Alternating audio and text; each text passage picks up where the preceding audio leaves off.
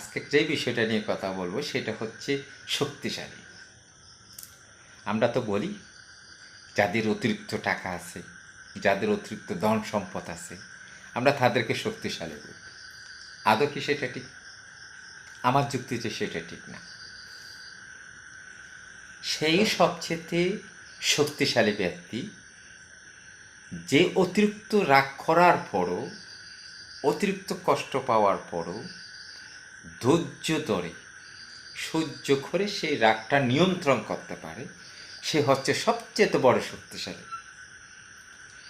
তা আমাদের জীবনে সবসময় কোনো না কোনো এমন ঘটনা থাকে যে ঘটনার কারণে আমরা হয়তো বা অতিরিক্ত অধৈর্যশীল হয়ে যাই। অনেক সময় অতিরিক্ত রক্তচাপের কারণে সেটা কিন্তু স্ট্রোকে হয়ে যায়। তো সুতরাং প্রত্যেকটা মানুষের দরকার হচ্ছে ধৈর্য ধরা এবং সহ্য করা। সেটা যদি আমরা কন্ট্রোল করতে পারি, তাহলে অতিরিক্ত যে রক্তচাপটা সেটাও যেমন আমাদের কমে যাবে, এবং ধৈর্যের সাথে সেটা যদি আপনি মোকাবেলা করতে পারেন, তাহলে আপনার জীবনে সফলতাটাও ঠিক একইভাবে আসবে। তা আসুন না, আমরা কিন্তু অনেক সময় ধৈর্য হারা হয়ে যায়। এটা কি ঠিক না? প্রত্যেকটা কাজের মাধ্যমে আপনাকে ধৈর্য ধরতে হবে এবং সহ্য করতে হবে। এটা পারিবারিক কাজ হতে পারে, সামাজিক কাজ হতে পারে, আপনার কর্মক্ষেত্রের কাজ হতে পারে, ওকে, আপনার রাজনৈতিক কাজ হতে পারে। প্রত্যেকটা জিনিসের একটা শক্তিশালী ধৈর্য রাখা দরকার, নিয়ন্ত্রণ রাখা দরকার। আপনার প্রতিপক্ষ কিন্তু আপনাকে ঘায়েল করতেছে, এরকম আর কি। তো ঘায়েল করলে যে আপনাকেই ঘায়েল করতে হবে সেটা না, আপনাকে ওই সময় রাগটা কিন্তু নিয়ন্ত্রণ করতে হবে। যদি কি রাগটা নিয়ন্ত্রণ করতে পারেন, তাহলে আপনাকে মনে করতে হবে যে আপনি সামনে আরও 2 পা এগিয়ে গেলেন। কীভাবে সেটা হতে পারে?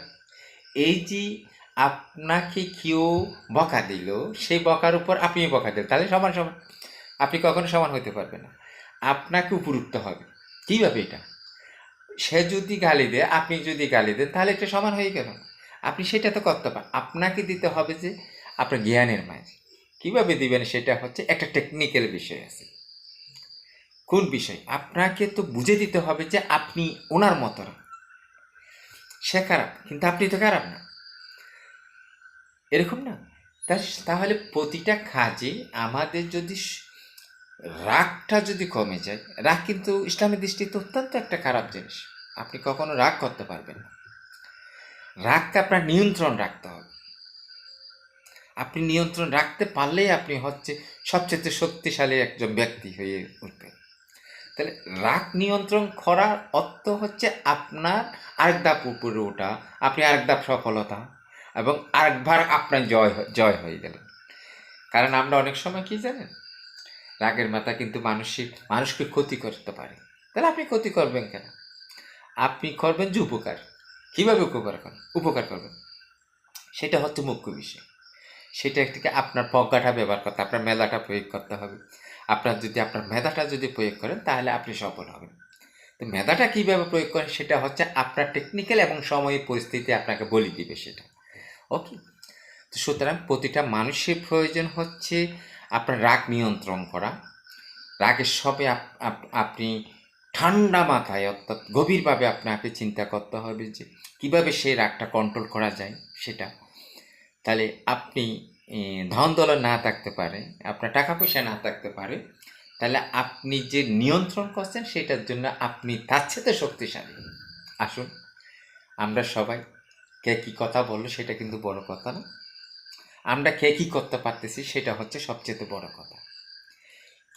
কী করে আপনি সামনে নিয়ে যাবেন, নিজেকে নিয়ে যাবেন, নিজেকে উপস্থাপন করবেন, সেটা সব সময় আপনাকে ধৈর্য সহকারে কিন্তু আপনাকে কাজগুলো করতে হবে।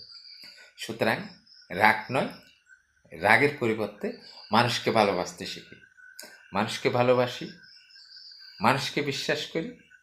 মানুষকে যদি আপনি ভালোবাসেন, সৃষ্টিকর্তা আপনাকে ভালোবাসবে। সুতরাং আমরা কখনোই সৃষ্টিকর্তার ভালোবাসা থেকে কখনো কেউ যাতে বঞ্চিত না হয়। ধন্যবাদ সবাই।